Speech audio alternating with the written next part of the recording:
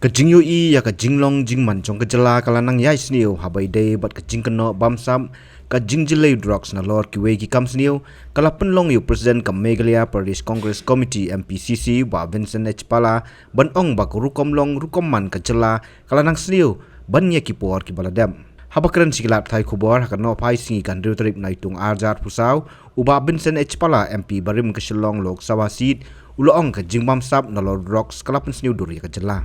Ula banrap bagi pai ba hakapor ba Synshar ka Kongres ki ong bakalong ka Bambyang hanrei on dak lalap ya ka jingshisha ki ong bakalong ka Babyang tam. Nalor ka taw lakon thoru ya ka sorkar halor ka jilam bakala chongkai ki pai ba hakarteng ka roi ka par Nalor ban aikam aicham.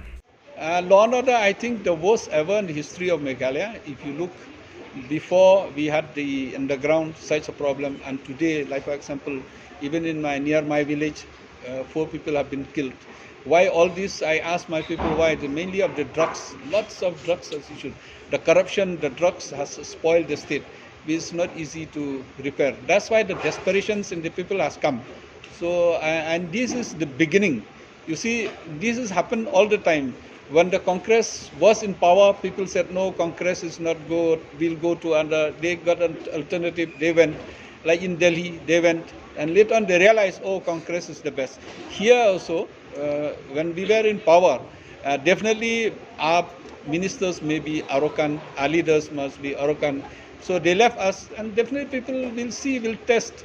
So I think it's a good opportunity for people to taste of different parties' experience, and definitely what we could see that we also try to see ourselves, try to position ourselves. Is good that we lost sometimes, and definitely we re-energize. Now we reactivate ourselves, and with the experience of which we lost, I think we should also position ourselves in a better way. But definitely the law and order, the drugs, the flesh trade. I was having a meeting recently with some people. You know, many of our youth has been sent outside without their knowing. They changed their passports. They changed so many things which you have not seen. How people have been misused in the name of employment, in the name of so many things. So this is the government of the day. Definitely people are quite frustrated at this time. Is it something to do with human trafficking? That is a common, not only for Meghalaya and the northeast, Nepal, Bhutan, and everywhere. That's why I'm saying last time when I had a meeting, this is one of the issues which we have taken. Yeah. Today, I don't know how many of you, I'll request the press, especially on a Saturday or a Friday. You walk in the police bazaar, you walk in this area, there's a change 5 years before, 10 years before, and now.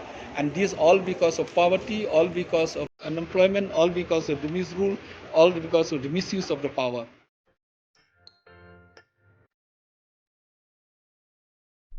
जब राजू को अपने महीने के ration का चावल मिला तो उसने देखा कि कुछ चावल के दाने बाकी दानों से अलग लग रहे थे। राजू को कुछ ठीक नहीं लगा।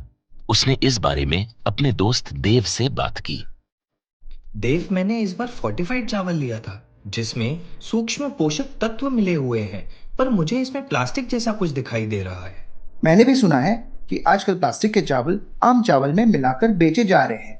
इसके बारे में मैंने एक वीडियो भी देखा है जिसमें उन्होंने चावल से बॉल बना दी थी। क्या ये सच है? अब हम इस चावल का क्या करें? राजू, आज पड़ोस में हमारे एरिया के फूड सेफ्टी ऑफिसर आए हुए हैं, चलो उनसे ही पूछते हैं। राजू और देव ने अपने एरिया के फूड सेफ्टी ऑफिसर से मिलकर इस बारे में बात की। सर देखिए, इस फोर्टिफाइड चावल में कुछ दाने अलग दिख रहे हैं। घबराइए नहीं, FSSAI के निर्देश के अनुसार चावल में सूक्ष्म पोषक तत्वों को सही मात्रा में मिलाया जा रहा है।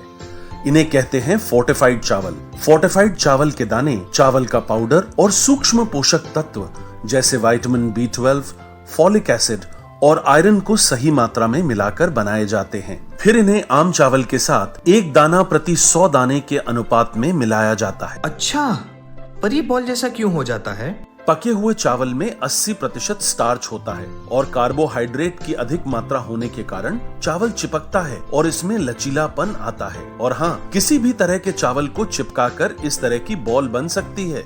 ये तो आपने बिल्कुल सही बात बताई सर, लेकिन क्या फोर्टिफाइड चावल के रख रखाव और पकाने के तरीके में कोई फर्क होता है? जी नहीं, फोर्टिफाइड चावल के रखरखाव, स्वाद और पकाने की विधि आम चावल जैसी ही होती है। हमें फोर्टिफाइड चावल को अपने रोजाना के खाने में प्रयोग करना चाहिए ताकि हमें और हमारे परिवार को सही पोषण मिल सके। इसके साथ साथ सभी चावल उत्पादकों को भी फोर्टिफाइड चावल उपलब्ध करवाने चाहिए ताकि हम सब इससे स्वास्थ्य लाभ ले सकें। आपने तो हमारी आंखें ही खोल दी। अब हम अपने और अपने परिवार के लिए फोर्टिफाइड चावल ही लाएंगे। Food safety and standards authority of India द्वारा जनहित में जारी।